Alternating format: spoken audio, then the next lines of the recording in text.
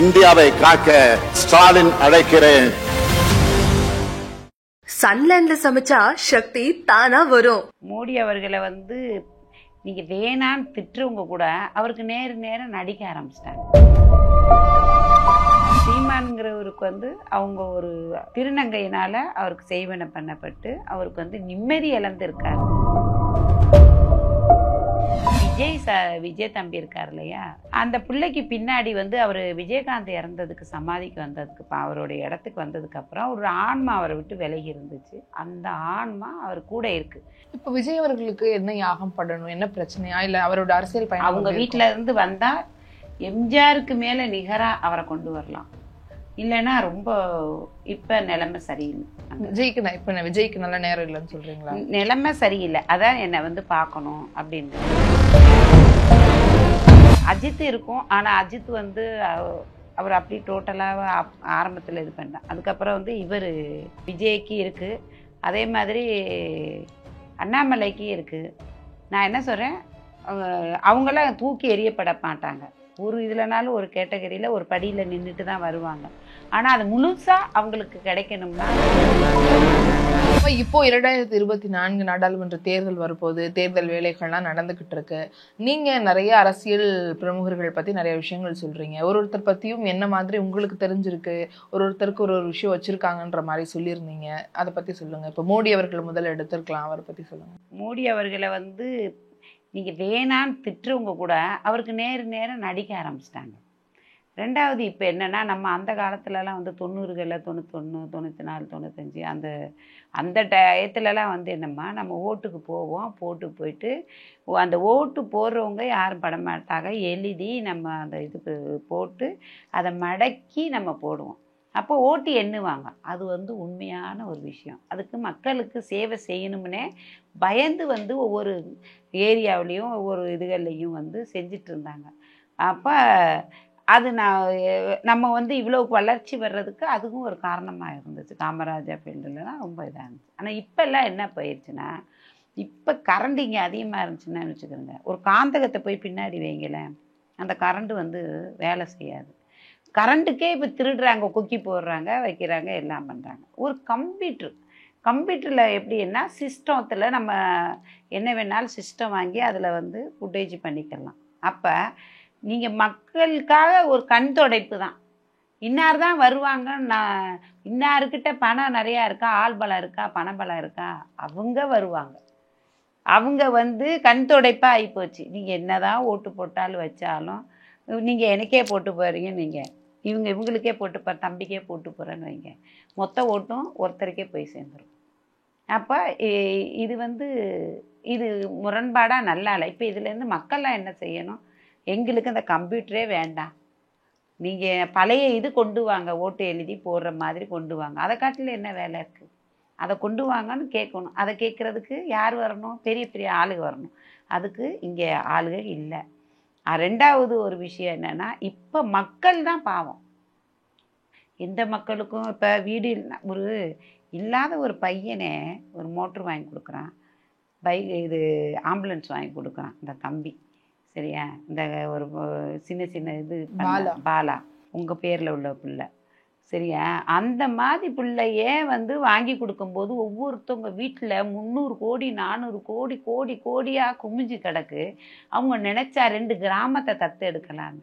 விவசாயம் பூரா அழிஞ்சிட்டு போகுதே, விவசாயிகளுக்கு ஒரு பரிசு கொடுக்கலாமே. யாரும் நல்லா அறுவடை பண்ணி தண்ணி செழிப்பாக்கி யார் வயலில் நல்லா கொண்டு வரீங்களோ நெற்கரீதிகளை அவங்களுக்கு கவர்மெண்ட்டு பரிசு அளிக்கும்னு சொல்லிட்டு சொல்லலாமே. இங்கே அழிஞ்சு போன வெள்ளாமைக்கே பணம் தரமாட்டேங்கிறாங்க. எவ்வளோ பேர் சாவியாக போயிடுது வெள்ளாமை அரிசி, அது தண்ணி இல்லாமல் கொள்ளாமல்.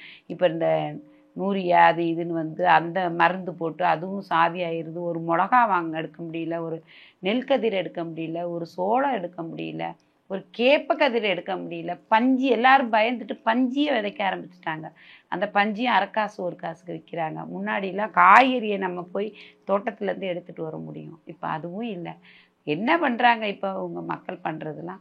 அது இப்போ அடுத்து ஒரு அமைச்சர்கள் அப்படிங்கிறவங்க தேர்வாக போறாங்க. நம்மளுடைய பிரதமர் அப்படிங்கிற வேட்பாளராக இருக்கக்கூடிய மோடி, அவருக்கு எப்படி இருக்கு, வலுவா இருக்குமா, இல்லை என்ன மாதிரி பாதகங்கள்? யாருக்கும் எந்த பாதகமும் இல்லை. அவங்கவுங்க இது பண்ணுறது ஓகே தான். அவங்கவுங்க வயிறு அவங்கவுங்க கல்லா கட்டுவாங்க. மக்கள் என்ன பண்ணுவாங்க? மக்களுக்கு என்ன தெரியும்? இப்போ மக்களுக்காகவே மதிக்கிறதோ செய்கிறதோ இல்லாமல் போயிட்டுருக்கு. சராசரி ஒரு புள்ள செய்ய ஒரு உதவி இருக்கிறவங்க செய்கிறதில்ல.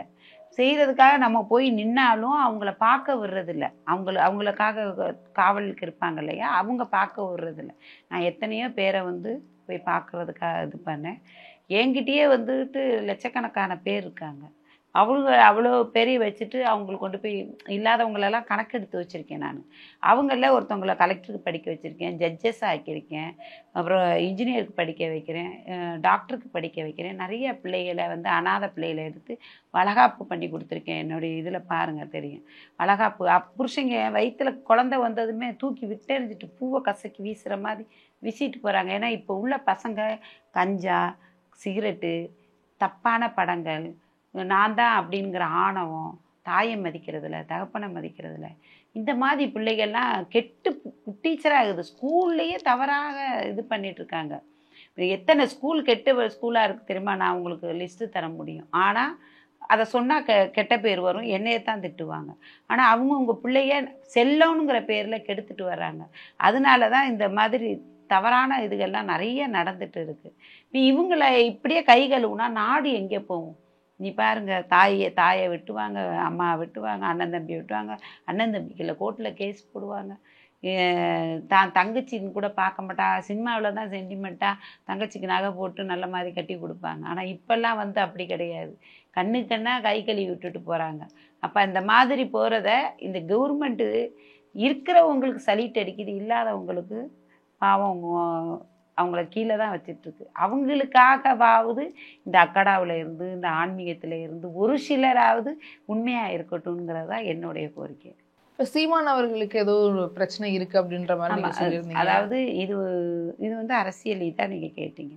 இப்போ வந்து சீமானுங்கிறவருக்கு வந்து அவங்க ஒரு திருநங்கையினால் அவருக்கு செய்வன பண்ணப்பட்டு அவருக்கு வந்து நிம்மதி இழந்திருக்காரு.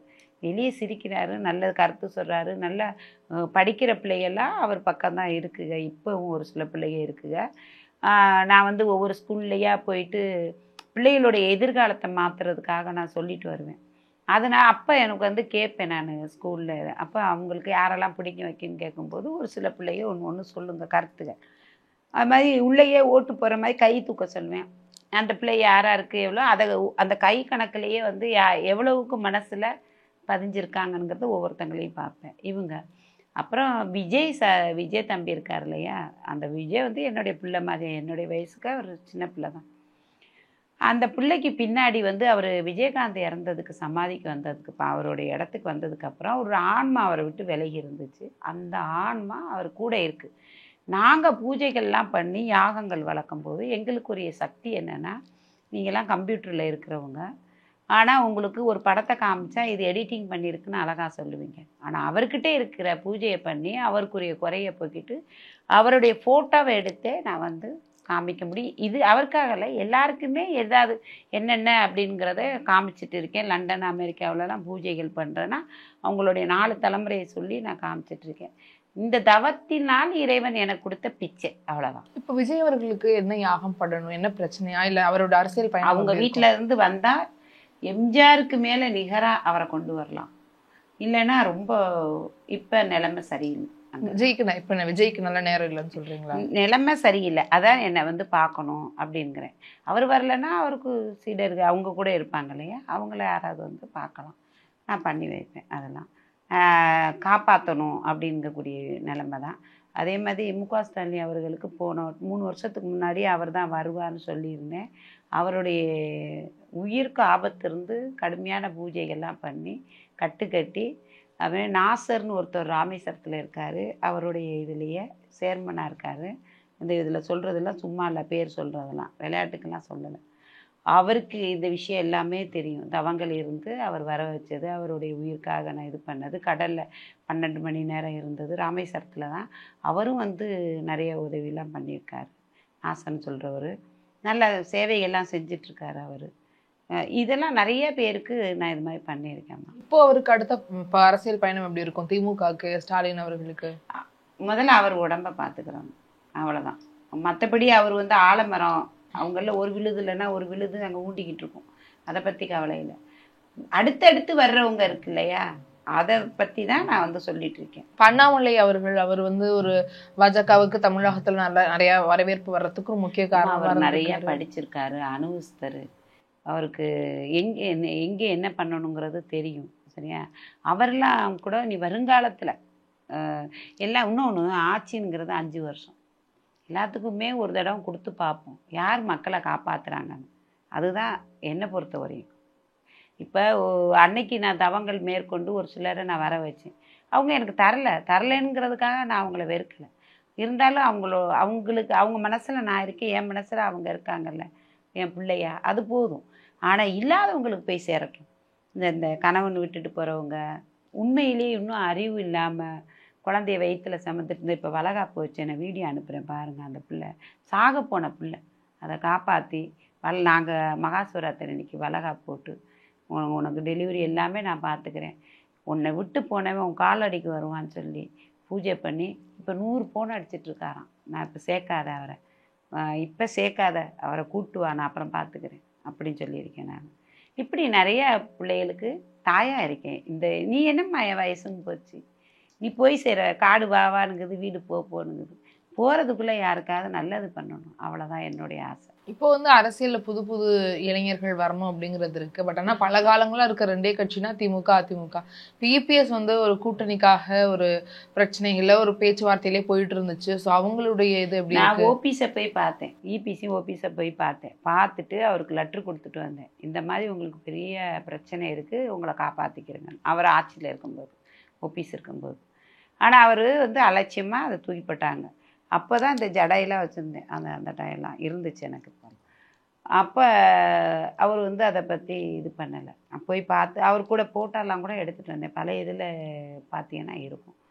ஆனால் எல்லாருக்கும் எனக்கு வந்து இந்த கட்சி அந்த கட்சி அவங்கனுங்கிறது கிடையாது. எல்லாம் என் பிள்ளைங்க. ஆக மொத்தம் யார் வந்தால் மக்களுக்கு ஏதாவது செய்யணும் அப்படிங்கிற எண்ணத்தில் தான் நான் இதெல்லாம் செஞ்சிட்ருக்கேன். வேறு எந்த ஒரு நோக்கமும் கிடையாது. அடுத்து யாருக்குமா பிரச்சனை இல்லாம ஒரு நல்ல வழி இருக்கு அரசியல்ல அப்படின்னா அது யாரா இருக்கும்? என்ன நோக்கத்துல போறவங்களா இருக்கும்? அஜித் இருக்கும். ஆனா அஜித் வந்து அவர் அப்படி டோட்டலாக ஆரம்பத்தில் இது பண்ணார். அதுக்கப்புறம் வந்து இவர் விஜய்க்கு இருக்கு, அதே மாதிரி அண்ணாமலைக்கு இருக்கு. நான் என்ன சொல்றேன், அவங்களாம் தூக்கி எறியப்பட மாட்டாங்க. ஒரு இதுலனாலும் ஒரு கேட்டகரியில் ஒரு படியில் நின்றுட்டு தான் வருவாங்க. ஆனால் அது முழுசாக அவங்களுக்கு கிடைக்கணும்னா இப்போ வந்து 1008 ஓமம்னு சொல்லுவாங்க. அந்த ஓமங்கள்லாம் வளர்த்து இவங்களுக்காகவே உண்மையாக இந்த கட்டி இருக்கணும். இந்த நாசரெல்லாம் அப்படி தான் நான் தவத்தில் இருந்து கடுமையாக இருந்து வர வச்சது. அவர் இப்போ கரண்டில் இருந்துட்டுருக்காரு, அதை தான் நான் சொல்லிட்டு இருக்கேன். சீமான் அவர்களுக்கு வந்து அந்த சின்னம் அப்படிங்கிறது ஒதுக்கப்படாமல் ஒரு சின்ன சர்ச்சையிலே இருந்துச்சு. இப்போ வந்து மைக் சின்னம் கொடுத்துருக்காங்க.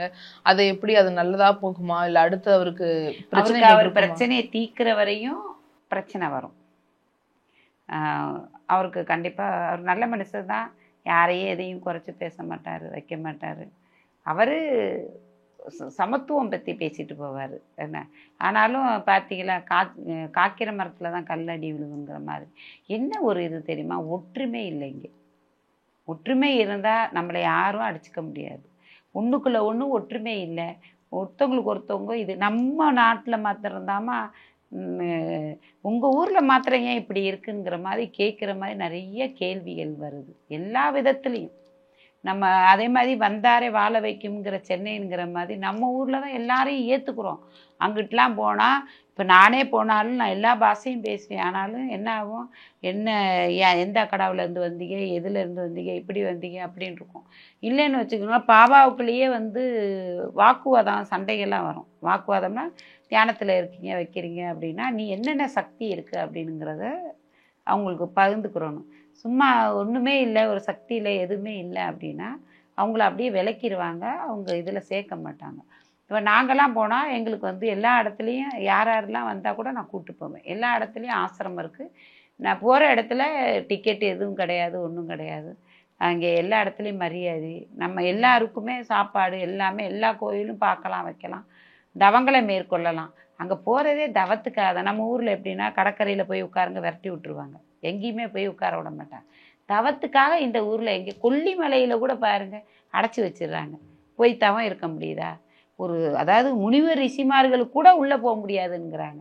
எல்லாமே வியாபார கண்ணோட்டம், இது டிக்கெட்டு அது போடுறது கண்ணோட்டத்திலேயே போகுது.